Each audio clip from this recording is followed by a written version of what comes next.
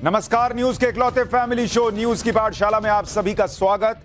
मैं हूं सुशांत सिन्हा। ये वो पाठशाला जहां सबकी क्लास लगती है और खबर का हर चैप्टर इतने विस्तार से खोलता हूं कि आप उस खबर के मास्टर होकर निकलें और कोई एजेंडादारी आपको घुमा फिरा ना सके। तो पाठशाला में आज कौन कौन सी क्लास है पहले आपको वो बता दूं। बवाल होने वाला है, मोदी अब रिमोट से वोट डलवाएंगे क्या? ये अपने आप में बहुत अजीब लाइन आपको लगेगी, लेकिन क्या ये सच है? अभी तक तो आप ईवीएम में जाके वोट डालते थे, अब रिमोट से वोट डलेगा क्या? आज उसके बारे में आपको बताऊं। वो मशीन जो एक झटके में 30 करोड़ वोट बढ़ा देगी, कौन सी है वो मशीन जो एक झटके में 30 करोड़ वोट बढ़ा सकती है? आज उसके बारे में बताऊंगा। चुनावी सिस्टम का वो बदलाव जो नेताओं को डरा देगा, और कौन डर रहा है उसके बारे में भी बात होगी। इसके अलावा कश्मीर में मोदी सरकार गांव वालों को बंदूक क्यों पकड़ा रही है, आज इसका चैप्टर भी। भारत का वो ड्रोन जो उड़ेगा भी और मारेगा भी, बंदूक चलाने वाला ड्रोन, आज उससे मिलवाऊंगा। और आपको बताऊंगा कि पीएम मोदी ने बॉर्डर को कमजोर किया या मजबूत किया, आंकड़े क्या कहते हैं। आखिर में गांधी जी का वो सपना जो नेहरू ने तोड़ दिया था, हिंदी को लाइन में इंग्लिश के पीछे खड़ा करने वाले कौन थे, आज आपको बताऊंगा। आज विश्व हिंदी दिवस है और इसलिए आज आपको बताऊंगा कि हिंदी के साथ खेला करने वाले अंग्रेजों और अपनों का चैप्टर क्या बताता है। लेकिन पाठशाला में सबसे पहले दिन भर की खबरों का रिवीजन, फिर पहला चैप्टर।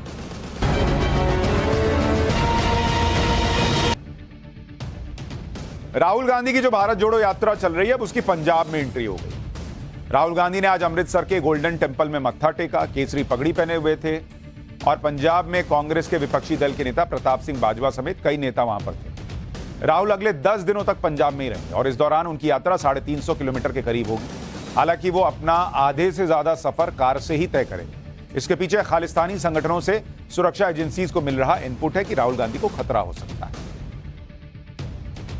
जेएनयू की जो पूर्व छात्र नेता है शैला रशीद, अब उस पर देशद्रोह का मुकदमा चलेगा। दिल्ली के उपराज्यपाल वीके सक्सेना ने शैला के खिलाफ मुकदमा चलाने की अनुमति दे दी है। 2019 में यह शैला रशीद ने भारतीय सेना के खिलाफ 2 ट्वीट कर दिए थे। पुलिस का आरोप है कि ट्वीट समाज में सौहार्द बिगाड़ने और लोगों में दुश्मनी फैलाने के लिए किए गए थे, इसलिए अब देशद्रोह का केस चलेगा शैला रशीद। उत्तर प्रदेश के हापुड़ में खेलते वक्त बोरवेल में गिरे 6 साल के मासूम का रेस्क्यू कर लिया गया है। नगर पालिका ने खराब हो चुके सरकारी ट्यूबवेल को खुला छोड़ दिया था। खेलते हुए मासूम 40 फीट गहरे बोरवेल में जा गिरा। इसके बाद गाजियाबाद से आई एनडीआरएफ की टीम ने करीब 4 घंटे की मशक्कत के बाद इस मासूम को बचाया। लोगों का कहना है कि प्रशासन की लापरवाही की वजह से यह हादसा हुआ। अगर बोरवेल को बंद कर देते तो यह नौबत ही नहीं आती।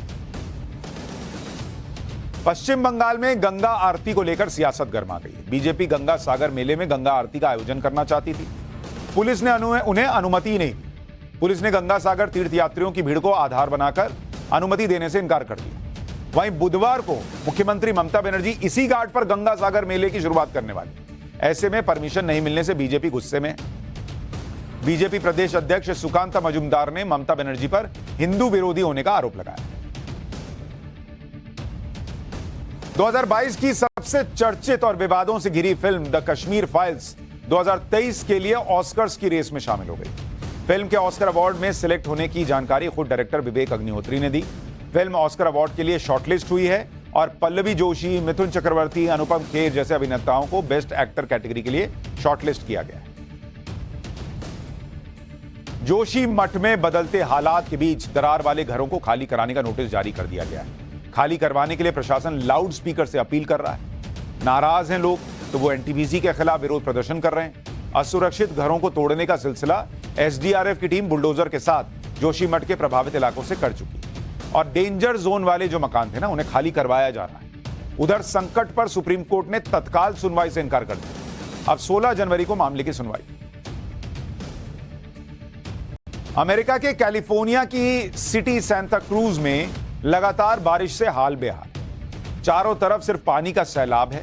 रिहायशी इलाके डूबे हुए हैं, कई इमारतों में पानी घुस गया है। लगातार बारिश की वजह से 10 से ज्यादा लोगों की मौत हो गई। वहीं पानी के तेज बहाव के कारण पहाड़ों में भूस्खलन हो रहा है, जिसकी वजह से सड़कें ब्लॉक हो गई हैं। कैलिफोर्निया में बाढ़ प्रभावित इलाकों में करीब 18 लोगों को रेस्क्यू किया गया है। तो ये हो गया दिन भर का रिवीजन और इसके बाद अब पाठशाला की पहली क्लास और इसमें रिमोट वोटिंग का चैप्टर, जिसमें आपको बताऊंगा कि क्या मोदी अब रिमोट से वोट डलवाने वाले हैं, क्या नया सियासी तूफान आने वाला है इसको लेकर, और वो मशीन जो एक झटके में 30 करोड़ वोट जोड़ सकती है।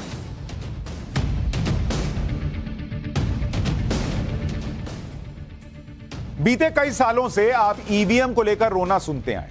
विपक्ष जब जब जीतता है तो चुनावी सिस्टम सही हो जाता है, ईवीएम सही काम करने लगता है, लेकिन जैसे ही हारता है तो सारा दोष ईवीएम का बता दिया जाता है कि ईवीएम ठीक नहीं है, गड़बड़ी है, इसमें कुछ गड़बड़ हुई है। कई बार तो चुनावी रिजल्ट के पहले नेताओं से ज्यादा ईवीएम का दिल धड़कता होगा, ऐसा लोग कहते हैं। खैर, लेकिन आज आपको वो चैप्टर बताने जा रहा हूं जिसको लेकर देश में नया सियासी तूफान खड़ा हो सकता है, या यूं कहिए कि खड़ा होने की पूरी संभावना है। मान के चलिए कि 2024 के चुनाव से पहले नरेंद्र मोदी सरकार के खिलाफ एक और राजनीतिक तूफान उठने वाला है, क्योंकि एक ऐसी तकनीक पर काम हो रहा है जो अगर सफल रही तो 2024 के चुनाव में एक झटके में 30 करोड़ वोट जुड़ जाएंगे। और ये 30 करोड़ वोट किसके खाते में जाएंगे या नहीं जाएंगे, इससे ही तय हो जाएगा कि कौन 2024 में प्रधानमंत्री बनेगा, क्योंकि बनना तो सब चाह रहे हैं। राहुल जी की भारत जोड़ो यात्रा चल रही है, नीतीश जी का छुपा हुआ अरमान तो सबको पता ही है, ममता बनर्जी को देख लीजिए, केजरीवाल को देख लीजिए, जिसको देख लीजिए, अपना तो सब देख रहे हैं कि 2024 में एक बार वो पीएम की कुर्सी मिल जाए। लेकिन ये जो 30 करोड़ वोट एक झटके में जुटेंगे, ये मिलेंगे किसको, इस पर आगे बात करूंगा। पहले बात करता हूं उस नए सिस्टम की जिस पर सारा हंगामा होने की आशंका जताई जा रही है। देश में वोट डालने की एक नई तकनीक लाई जा रही है और इस तकनीक का नाम है, जिसके बारे में आज आपको विस्तार से बता रहा हूं, जो नई तकनीक वोटिंग की आ रही है, इसका नाम है आरवी। इसको कहते हैं रिमोट वोटिंग। हिंदी में लिख दूं तो रिमोट वोटिंग। ये नई तकनीक जो है अब चुनाव आयोग लेकर आ रहा है। अब बॉस, ये क्या है रिमोट वोटिंग? इसमें क्या रिमोट से वोट डल जाएगा? घर बैठे बैठे रिमोट दबाया वोट हो जाएगा क्या? नरेंद्र मोदी रिमोट से वोट डलवाएंगे क्या? अब इस पर बताऊंगा। लेकिन इसके लिए जो मशीन इस्तेमाल होगी उसका भी नाम बता देता हूं। उसको कहते हैं RVM, यानी रिमोट वोटिंग। ये तो है ही, आर से रिमोट, वोटिंग और मशीन। जैसे आप ईवीएम सुनते हैं, इलेक्ट्रॉनिक वोटिंग मशीन, वैसे ही रिमोट वोटिंग मशीन का इस्तेमाल अब होगा, या होने का प्रोसेस जो है उसको आगे बढ़ाने का काम चल रहा है। अब तक आपने क्या सुना था? ईवीएम आपको आज इस चैप्टर में मिलेगी। लेकिन पहला सवाल कि क्या यह रिमोट वोटिंग का मतलब है कि रिमोट से वोट पड़ेगा? जवाब है नहीं।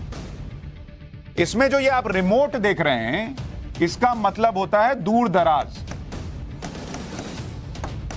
दूर दराज इसका मतलब है रिमोट का। ये वो चलाने वाला रिमोट नहीं है। और ये काम नरेंद्र मोदी नहीं करवा रहे, ये चुनाव आयोग कर रहा है।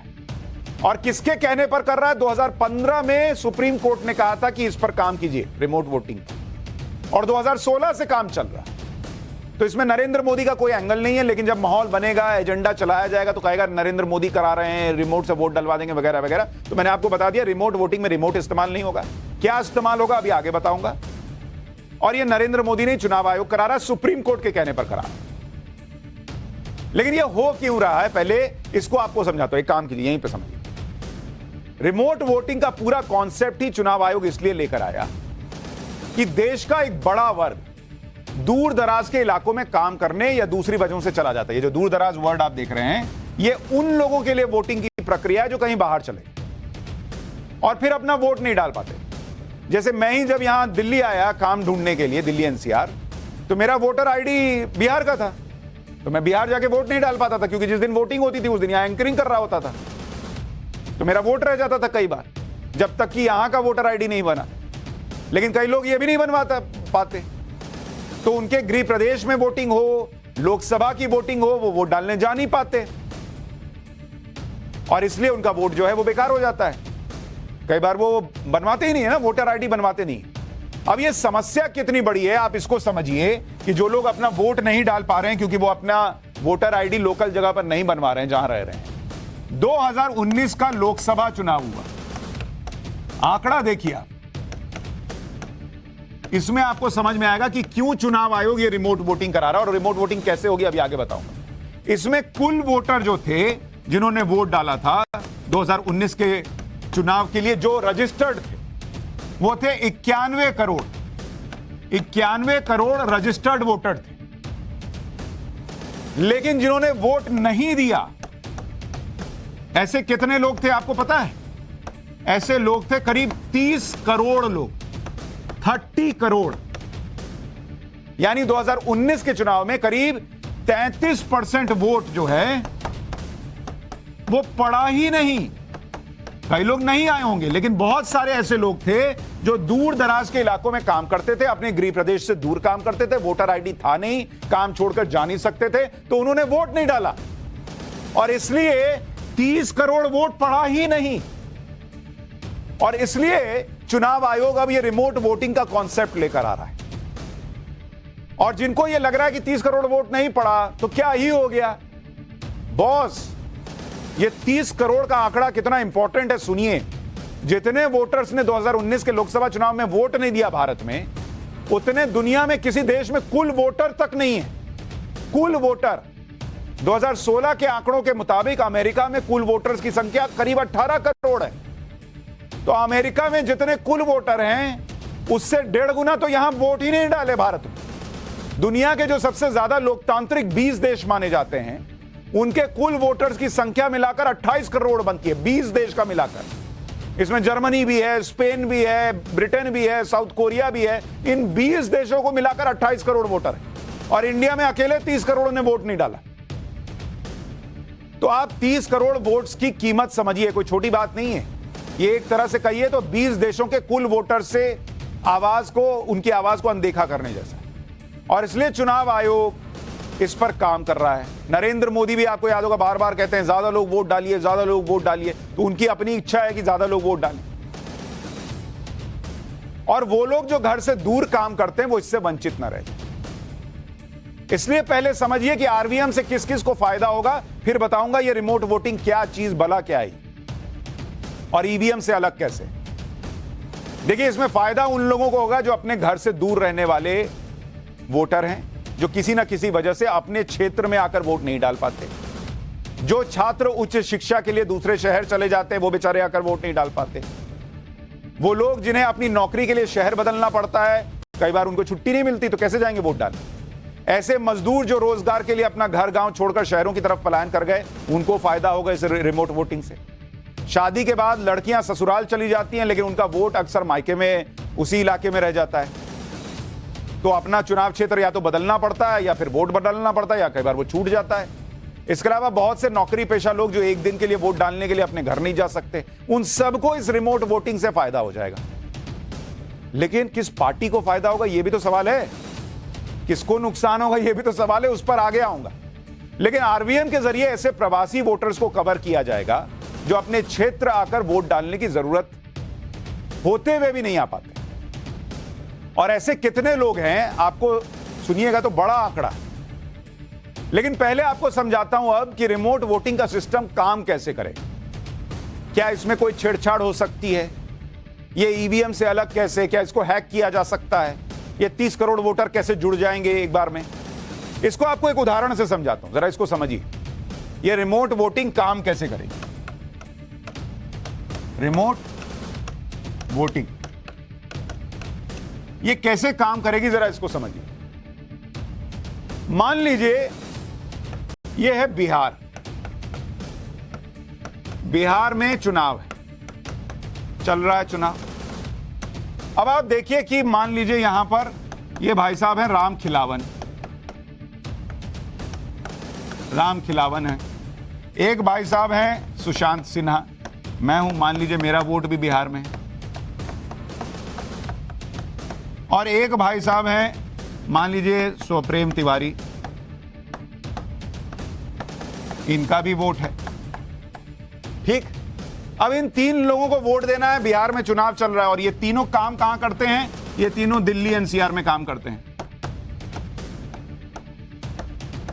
दिल्ली एनसीआर में काम कर रहे हैं। और इनका बॉस छुट्टी नहीं देता, सुशांत सिन्हा का बॉस भी छुट्टी नहीं दे रहा है। और इनका वोटर आईडी कार्ड कहां का बना हुआ है, बिहार का बना हुआ है। तो अब क्या करेंगे, मन मार के बैठ जाएंगे। बोलेंगे अरे यार लालू जी ठीक कर रहे थे नहीं कर रहे थे, नीतीश जी ठीक कर रहे थे नहीं कर रहे थे, आपस में चर्चा करेंगे लेकिन कर तो कुछ पाएंगे नहीं। अब होगा क्या ये रिमोट वोटिंग में कि इलेक्शन कमीशन क्या कर रहा है कि इन्हीं के घर के आसपास एक पोलिंग बूथ बना देगा। यह बन गया पोलिंग बूथ। पोलिंग बूथ इनके घर के पास बना दिया कि तुम तो ये तीनों निकलो और यहां जाओ पोलिंग बूथ पे वोट दे दो। ये कहेंगे अरे हमारा तो घर बिहार में है, यहां पोलिंग बूथ में कैसे वोट देंगे? तो यहां काम आएगी मशीन, ये है RVM, रिमोट वोटिंग मशीन, जो EVM की जगह नहीं है। और इसके साथ लगी रहेगी एक मशीन VVPAT मशीन, ये लगी रहेगी। लेकिन ये जाएंगे तो वोट कैसे डालेंगे बॉस? इसके लिए इनको एक प्रोसेस करना पड़ेगा। पहले इनको ऑनलाइन जाकर या आसपास का जो इलाका तय होगा वहां जाकर अपना नाम रजिस्टर कराना पड़ेगा कि भाई बिहार में चुनाव है और मुझे वोट डालना है। तो जब ये वहां पहुंच जाएंगे और अपना नाम रजिस्टर करा देंगे तो इनको एक आईडी मिलेगा, वोटर आईडी टाइप, और इसमें जैसे वो बार कोड नहीं बना रहता है, ऐसा बार कोड बना रहेगा। ये बार कोड बना हुआ है, ये देख रहे हैं, ये बार कोड ऐसा नहीं स्कैन करते हैं आप पेटीएम एटीएम में करने के लिए, ये बार कोड रहेगा। यहां पहुंचे पोलिंग बूथ, ये बार कोड लेकर पहुंचे।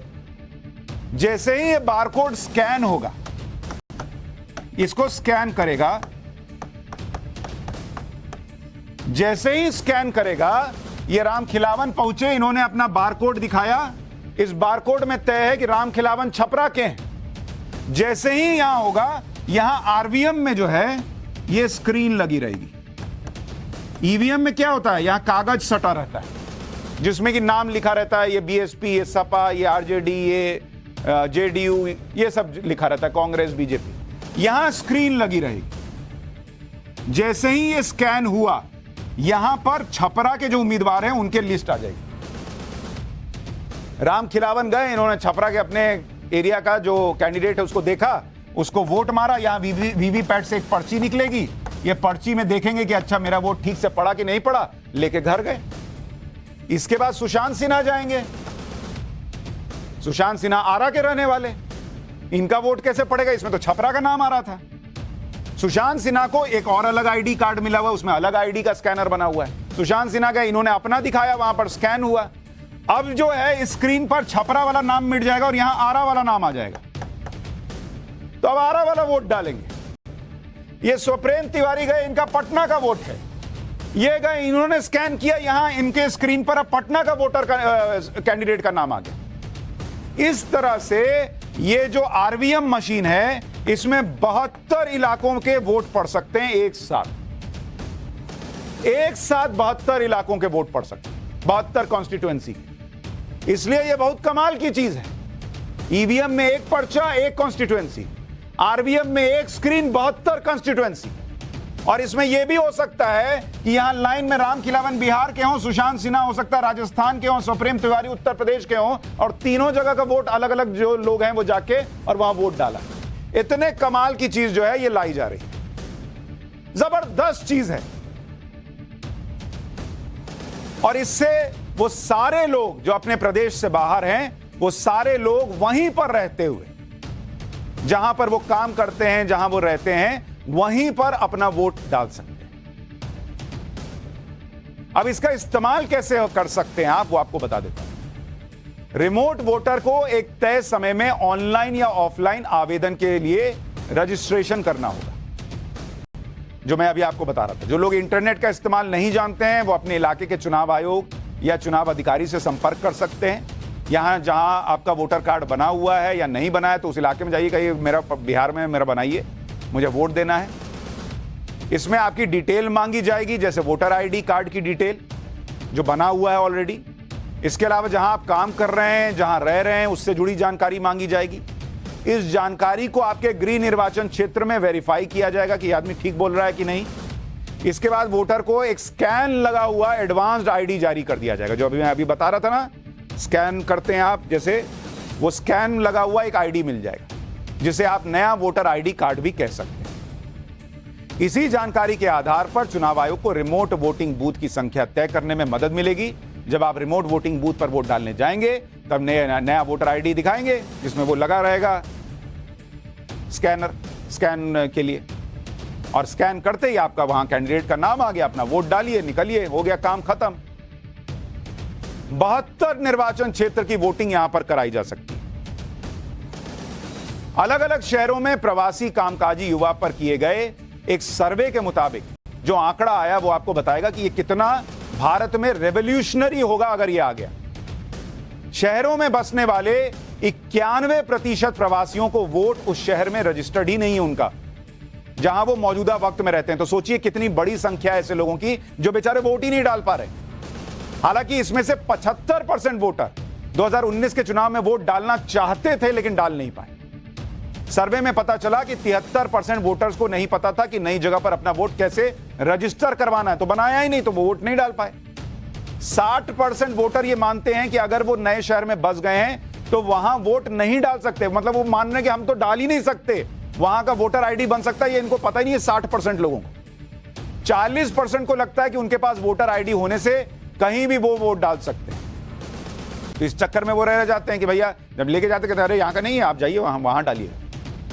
सर्वे में यह भी पता चला कि कामकाजी प्रवासी जिस शहर में बसे हैं वहीं अपना वोट इसलिए नहीं डाल पाते क्योंकि उन्हें इस बात की जानकारी नहीं होती कि नई जगह पर वोटर रजिस्ट्रेशन कैसे कराना। उन्हें यह भी नहीं पता होता कई बार कि भाई कहां जाएं, क्या करें। अच्छा, इसमें दिलचस्पी भी नहीं दिखाते क्योंकि यह प्रक्रिया लंबी है, जटिल है, इसमें कई कागजात की जरूरत होती है। यह दिक्कत तब और बढ़ जाती है जब आप किसी और राज्य से हों। इन सारी बातों को ध्यान में रखते हुए आरवीएम एक बहुत कारगर कदम साबित हो सकता है। रिमोट वोटिंग मशीन किस तरह काम करेगी, इसे लेकर 16 जनवरी को चुनाव आयोग एक डेमो भी करने जा रहा है। और इसके लिए चुनाव आयोग ने कहा है कि सब आइए मैं दिखाता हूं कैसे होगा। डेमो के दौरान आरवीएम की टेस्टिंग की जाएगी। इसके लिए चुनाव आयोग ने सभी 8 राष्ट्रीय पार्टियां और 57 क्षेत्रीय पार्टियों को बुलाया गया। आइए आपको दिखाते हैं यह रिमोट वोटिंग कैसे होगा, यह रिमोट वोटिंग मशीन कैसे काम करेगी। अच्छा, यह भी कह दिया चुनाव आयोग, जैसे एक बार हैकाथॉन रखा था कि हैक करके दिखाइए, ईवीएम बोलते हैं, ईवीएम हैक होता है, कैसे होता है करके दिखाइए। कोई नहीं आया उस हैकाथॉन में, कोई ईवीएम हैक करने नहीं आया। बाहर रोते हैं, वहां कोई गया ही नहीं। वैसे आप बोल रहा है कि आइए अगर कोई कमी लगती है तो बताइए। 31 जनवरी तक लिखित में अपनी राय दीजिए कि इसमें क्या चेंज होना चाहिए। डेमो के दौरान चुनाव आयोग की टेक्निकल एक्सपर्ट कमेटी वहां मौजूद रहेगी, सब नोट कर लेगी, ले लेगी आपसे कि लाइए आपको क्या ठीक लग रहा है, गलत लग रहा है। फिर काम होगा, फिर रिमोट वोटिंग आएगी, फिर खेला होगा क्या, 30 करोड़ वोट जुट जाएंगे मिनिमम। उसमें क्या होगा आगे बताता हूं। अब सवाल इस बात का भी है कि इन 30 करोड़ वोट के जुड़ने से फायदा या नुकसान किसका होगा। 30 करोड़ जुड़ गए, अपने घर से ही देने लगे वोट, अब क्या होगा। देखिए बॉस, फायदा किसका होगा ये तो कोई नहीं बता सकता, लेकिन सबसे बड़ी चुनौती किसकी हो सकती है अगर आपको यह समझना हो तो कुछ आंकड़े से आपको बताता हूं कि यह रिमोट वोटिंग किसके लिए चुनौती हो सकती है। आपको बताया 2019 में लोकसभा में कुल वोटर कितने बताए थे मैंने आपको, ये मैंने आपको बताया था 91 करोड़ कुल वोटर थे जो रजिस्टर्ड थे कागज पर। कुल वोट पड़े कितने, वोट पड़े 2019 में 61 करोड़, 61 करोड़। तो कितनों ने वोट नहीं दिया, 30 करोड़ ने नहीं दिया। तो वोट प्रतिशत कितना बैठा, करीब 67% लोगों ने वोट दिया, 33% ने वोट ही नहीं दिया। अब एक खेल देखिए, आपको समझ में आएगा ये रिमोट वोटिंग आने से किसकी चुनौती बढ़ेगी। अब अगर आप देखिए 2019 में किसकी सरकार बनी केंद्र में, बीजेपी की सरकार बनी। बीजेपी को कितना वोट मिला, करीब 23 करोड़ वोट, 23 करोड़ वोट मिला बीजेपी को। और इनकी 436 सीट पे ये चुनाव लड़े, 303 सीट इन्होंने जीती। अब जो ये इनको 23 करोड़ वोट मिला, ये जो कुल वोट था 61 का, ये कुल वोट का नहीं, ये इसका 91 करोड़ का, एक मिनट रुक, ये थोड़ा सा ये वाला जो है और ये वाला, ये देखिए जो कुल वोट था 91 करोड़ जो रजिस्टर्ड है, उसका 25% वोट बीजेपी को गया, रजिस्टर्ड वोटर्स। और जो वोट पड़े थे उसका कितना परसेंट था? करीब 37%। अब आप सोचिए 37-38%, 37.7% था। 37% वोट पर बीजेपी की सरकार बनी। अब आप ये सोचिए कि अगर सबसे बड़ी चुनौती ये रिमोट वोटिंग से खड़ी होगी तो किसके लिए खड़ी होगी? आप सोचिए, वो खड़ी होगी उस सरकार के लिए जो 10 साल से सत्ता में है। नरेंद्र मोदी सरकार के लिए हो सकती है क्योंकि वो 10 साल से सत्ता में है, और अगर सत्ता विरोधी लहर हुई जिसको एंटी इनकम्बेंसी कहते हैं, तो 10 साल की एंटी इनकम्बेंसी में 30 करोड़ वोट अगर जुड़े तो नुकसान किसका हो सकता है? किस आदमी का हो सकता है अगर एंटी इनकम्बेंसी। ये जानते हुए कि एंटी इनकम्बेंसी अगर होगी, 10 साल से लोगों अगर कोई सत्ता में रहे तो कोई ना कोई शिकायत लोगों को हो ही जाती है, तो वो 30 करोड़ नए वोट जुड़ेंगे तो हमको नुकसान हो जा सकता है। बावजूद इसके नरेंद्र मोदी को अपने काम पर इतना भरोसा है और वो देश के हर वोटर को लोकतंत्र के पर्व से जोड़ने के लिए इस तरह प्रतिबद्ध हैं कि वो कह रहे हैं कि इसको कर दीजिए। वो कह रहे हैं कि ये जो रिमोट वोटिंग है इसको ले आइए। ये नरेंद्र मोदी कह रहे हैं। उनको भरोसा है कि ये 30 करोड़ जुड़ गए तो अगर अच्छा काम किया तो मुझे वोट दे देंगे। बीजेपी इस प्रक्रिया का हिस्सा बनने के लेकर पॉजिटिव है, और जिन विरोधी पार्टियों के लिए सुनहरा मौका हो सकता है कि भैया 30 करोड़ नए वोटर जुड़ रहे हैं, इनमें से कुछ भी वोट खींचोगे तो तुम्हारा फायदा ही हो सकता है, वो घबराए हुए हैं। अब आप सोचिए इस देश में क्या आलम है लोगों के काम करने का और कॉन्फिडेंस का, नेताओं का। रिमोट वोटिंग को लेकर कुछ दिन पहले कांग्रेस नेता जयराम रमेश ने चुनाव आयोग को एक चिट्ठी लिखी जिसमें उन्होंने यह आरोप लगाया कि गुजरात विधानसभा चुनाव में आखिरी घंटे में संदेहास्पद वोटिंग हुई। इस दौरान 10 से 12% लोगों ने वोटिंग की। कल्पना कीजिए रिमोट वोटिंग में भी यह सब होता है तो चुनाव सिस्टम में विश्वास कम होगा। जयराम रमेश के बयान पर टीएमसी के सांसद सुखेंदु शेखर ने यह कह दिया कि चुनाव आयोग का रिमोट वोटिंग सिस्टम का कोई लॉजिक ही नहीं है, यह निराधार है। चुनाव आयोग के पास प्रवासी लोगों का डेटा ही नहीं है। अरे भाई, यह समझना चाहिए कि रिमोट वोटिंग सिस्टम लागू नहीं हुआ है, लागू करने की प्रक्रिया शुरू हुई। अगर आपको कोई समस्या है, शिकायत है, तो आप कोई ठोस तथ्य रखिए। 31 जनवरी को चुनाव आयोग जो है वो आपसे मांग ही रहा है कि 31 जनवरी तक लिख के दीजिए। नहीं, ट्विटर पे बता रहे कि क्या दिक्कत है। सिर्फ अपने राजनीतिक एजेंडे के लिए देश के 30 करोड़ लोगों के वोटिंग अधिकार को नकार देना यह ठीक है क्या? हालांकि ईवीएम पर शोर मचाना विपक्ष की आदत बन गई, लेकिन यह शोर तभी मचाया जाता है जब वो चुनाव हारते हैं। जीतने पर सब ठीक रहता है। कैसे विपक्ष की जानकारी के लिए यह बता दूं कि रिमोट वोटिंग सिस्टम में हैक होने का कोई खतरा नहीं है। इसके पीछे की वजह समझाता हूं। यह भी होगा ना भाई कि ये तो वो हैक हो जाएगा, रिमोट वोटिंग इसमें स्क्रीन लगा है, ये लगा है, वो लगा है। ये है रिमोट वोटिंग मशीन, ठीक है। इसमें क्या इंटरनेट लग सकता है? इंटरनेट है? नो बॉस, कोई इंटरनेट नहीं है इसमें। डेटा कैसे डलेगा? इंटरनेट नहीं है तो डेटा डलेगा मैनुअल। मतलब इसमें जो 72 कंस्टिट्यूएंसी का डेटा डलेगा वो एक लैपटॉप के जरिए डलेगा, और उस लैपटॉप में भी इंटरनेट नहीं होगा। सारी जानकारी लैपटॉप से ट्रांसफर होगी। मैनुअल तरीके से डेटा लोड होगा। डेटा लोडिंग के समय प्रत्याशी और उनके प्रतिनिधि मौजूद रहेंगे। पूरी प्रक्रिया का डेमो होगा। अब इसके बाद भी विपक्ष को शक है तो शक का इलाज तो हकीम लुकमान के पास भी नहीं, तो क्या किया जा सकता? लेकिन इसमें कोई दो राय नहीं कि रिमोट वोटिंग सिस्टम के आने से देश का लोकतंत्र बहुत मजबूत होगा। पर हर मजबूत काम को पूरा करने की चुनौतियां भी होती हैं। अभी सिर्फ रिमोट इलेक्ट्रॉनिक वोटिंग मशीन का प्रोटोटाइप आया, लेकिन जब सच में पूरे देश में इसे लागू करना होगा तब इसका मेथड क्या होगा यह अभी तय किया जाएगा। आरवीएम को लेकर चुनाव आयोग के सामने 3 तरह की चुनौतियां हैं। एक तो इसके लिए चुनाव आयोग को रिप्रेजेंटेशन ऑफ पीपल्स एक्ट यानी जन प्रतिनिधित्व कानून समेत कई कानूनों में संशोधन करना। जब बैलेट पेपर से ईवीएम पर शिफ्ट हुए थे तब भी इसमें बदलाव करना पड़ा।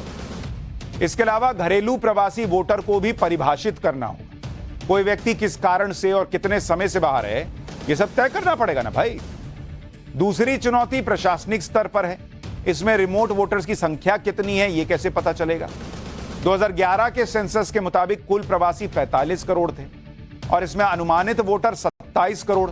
शादी के बाद जिन्होंने माइग्रेट किया था वो 22 करोड़ थे, जिनमें ज्यादातर महिलाएं थी। ये सारी जानकारी इकट्ठा करना आसान नहीं है। इस काम में बहुत लोगों की जरूरत पड़ेगी, क्योंकि एक अधूरी या गलत जानकारी बड़ी परेशानी खड़ी कर सकती है। अच्छा, तीसरी चुनौती भी है। पोलिंग स्टेशन की पहचान कैसे की जाएगी, रिमोट बूथ की लोकेशंस क्या होंगी, इसके अलावा मॉडल कोड ऑफ कंडक्ट का पालन कैसे होगा। उदाहरण के लिए बिहार में आचार संहिता मान लीजिए लगी और दिल्ली या मुंबई में आचार संहिता तो नहीं होगी, वहां चुनाव प्रचार या दूसरी चुनावी गतिविधि चल रही है, तो इसका तो वोटर पर असर पड़ेगा। फिर तो ये चुनौतियां हैं और चुनाव आयोग इसलिए कह रहा है कि आइए बैठिए। अच्छा, ऐसा नहीं है कि चुनाव आयोग ने इसके लिए सोचा नहीं है, वो 2016 से काम कर रहा है भाई। 2015 में सुप्रीम कोर्ट ने कहा था कि रिमोट वोटिंग पे काम की, तो 2016 से काम चल रहा है। 6 साल बाद जब वो बुला रहा है चुनाव आयोग कि आइए बैठकर बात कर लेते, तो उसने कुछ तो बनाया होगा। लेकिन जाने के पहले हाथ खड़े कर दिए कि नहीं इससे नुकसान होगा। अरे भैया, 30 करोड़ वोटर्स की बात है। चुनाव आयोग जिम्मेदारी लेने को तैयार है, नेता भाग रहे। लेकिन इतना जरूर बता दूं कि रिमोट वोटिंग इस देश में एक बहुत बड़ा सियासी बदलाव लेकर आएगी अगर यह लागू हो गई। और नेताओं की जो उनकी अपनी विश्वसनीयता है, जो उनकी अकाउंटेबिलिटी, वो भी बढ़ेगी ना भाई। मान लीजिए मैं बिहार छोड़ के चला आया, मुझे लगा वहां नेताजी ने ठीक से काम नहीं किया, मुझे रोजगार का मौका नहीं मिला, मैं यहां आ गया। वहां नेताजी को फर्क नहीं पड़ रहा, उनको तो लग रहा है ये वहां बैठा है, वहां से मुझे क्या ही सत्ता से हटाएगा। लेकिन अब जब वही आदमी जो बाहर बैठा है और इस बात के लिए कोस रहा है कि मैं बिहार में जाकर नहीं रह पा रहा क्योंकि इन लोगों ने रोजगार के अवसर नहीं दिए, वो जब वहां से वोट डालने शुरू करेगा तो नेताजी का दिल धक धक करेगा ना भाई। वो अपने यहां राज्य में रोजगार के अवसर देंगे ना भाई, क्योंकि उनको पता है कि ये बाहर जाकर अगर रोजगार भी करेगा तो यहां मुझे बेरोजगार कर सकता है, ये खुद बाहर रहेगा तो मुझे भी सत्ता से बाहर कर सकता है। तो अकाउंटेबिलिटी भी बढ़ेगी। डेटा जो है वो लोगों को पहचानने के काम आएगा कि कौन कहां रह रहा है। अभी तो कई लोगों का पता ही नहीं होता कौन कहां क्या कर रहा है। तो एक तीर से कई निशाने सध जाएंगे। लेकिन अभी देखिए इस पर क्या क्या बवाल हो। पाठशाला में अब वो चैप्टर जो बताएगा कि मोदी सरकार कश्मीर में गांव वालों को बंदूक क्यों पकड़ा रही है, और प्रधानमंत्री नरेंद्र मोदी ने देश के बॉर्डर्स को कमजोर कर दिया है या मजबूत बना दिया है।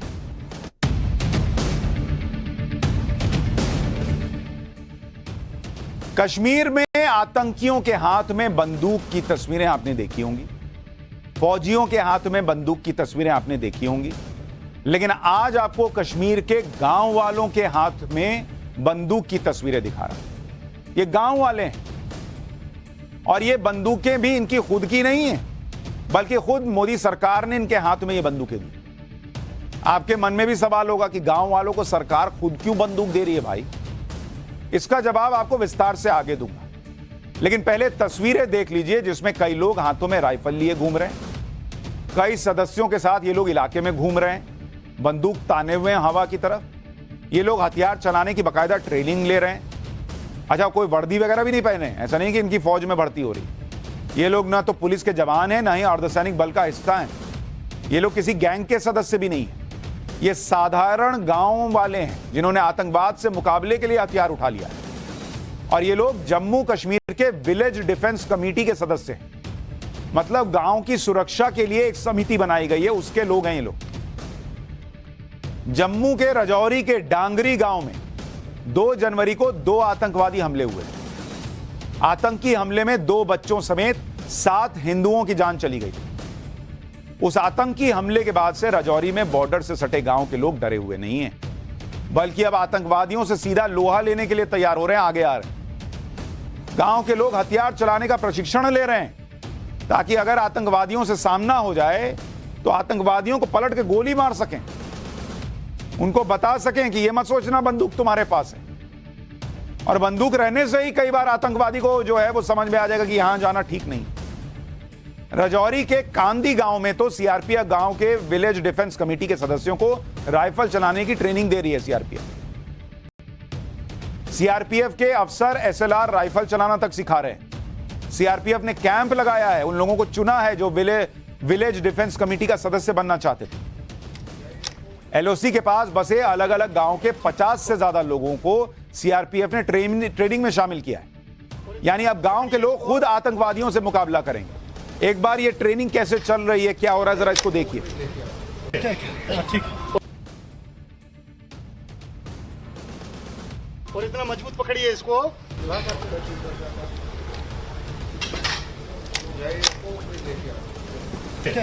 ठीक। अंदर में लगाइए, होल्ड कीजिए यहाँ अच्छे से। ठीक। और इतना मजबूत पकड़िए इसको।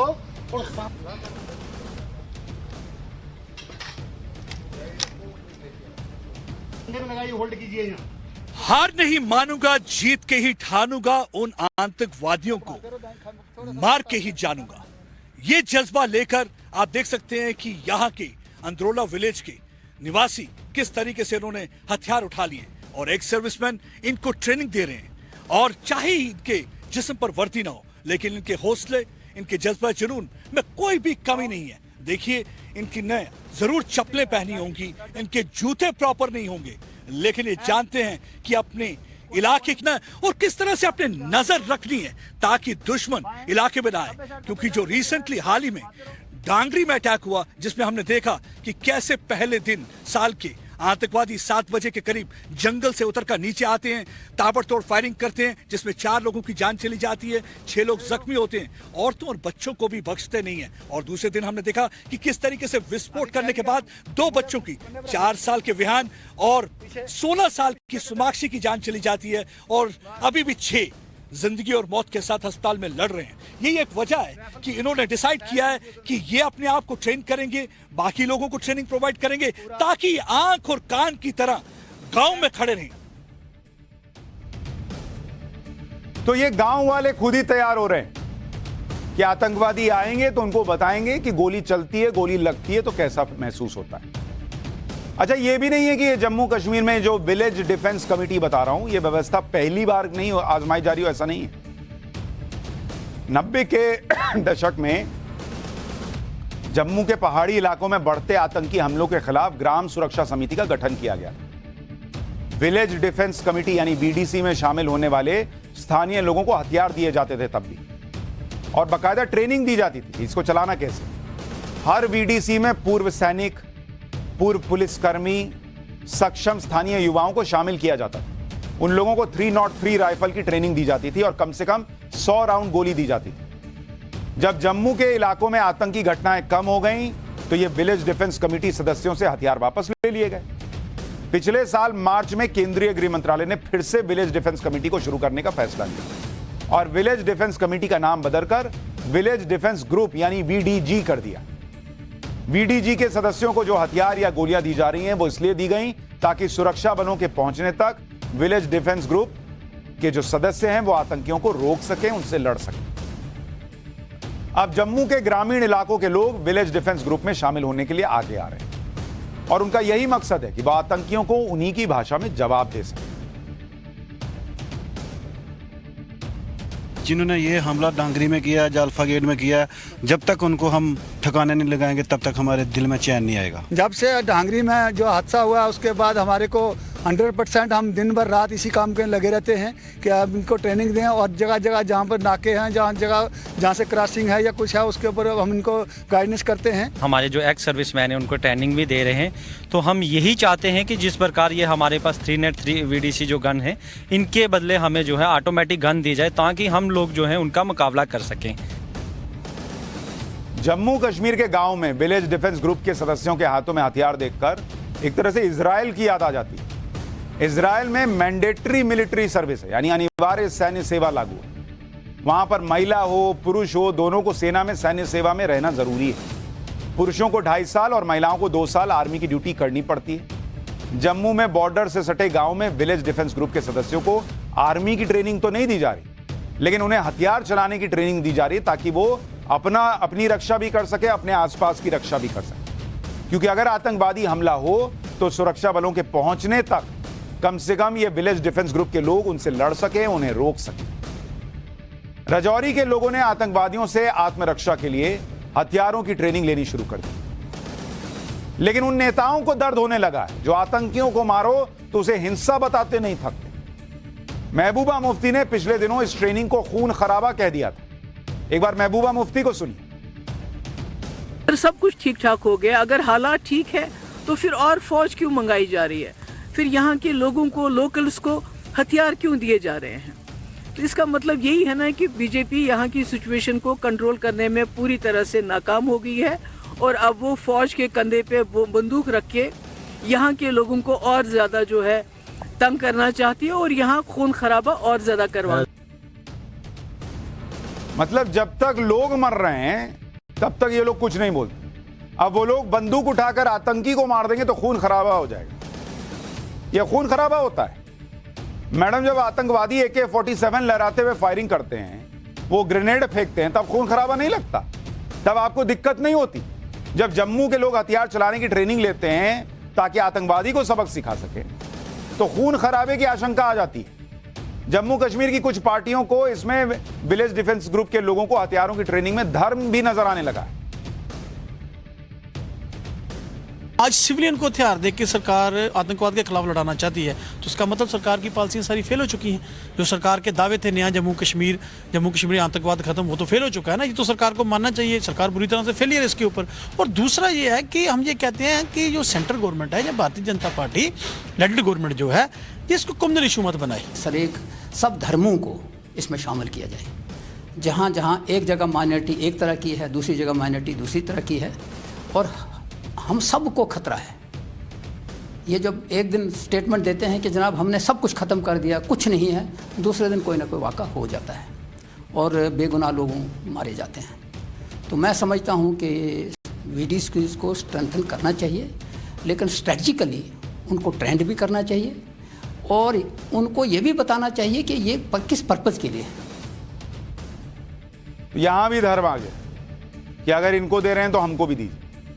कहा जाता है कि आतंकवाद का कोई मजहब नहीं होता, लेकिन जब अपनी सुरक्षा के लिए गांव के लोग हथियार की ट्रेनिंग लेना शुरू कर रहे हैं तो इसमें धर्म दिखने लगा। PDP के नेता को कम्युनल एजेंडा लगने लगा।